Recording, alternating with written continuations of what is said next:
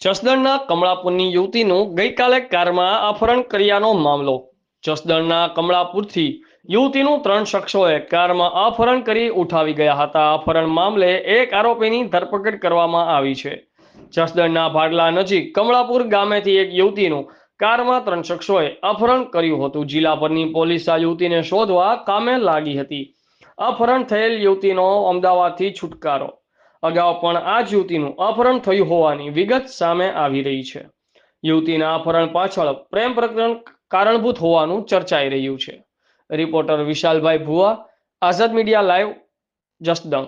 જ ગામનો જે હોય કિરણભાઈ મનસુખભાઈ રામાણી, જેની ઉંમર 40 થી 47 વર્ષના હોય અને તેની દીકરીને રાત્રે ઘરે બધા સૂતા હોય તેને ઘરમાં ગૃહ પ્રવેશ કરી આ કિરણભાઈ મનસુખભાઈ રામાણી કમળાપુર વાળો અને તેની સાથે બે માણસો સાથે આવી તેની દીકરીને ધારદાર છરા જેવું બતાવી અપહરણ કરી ગયેલા હોય।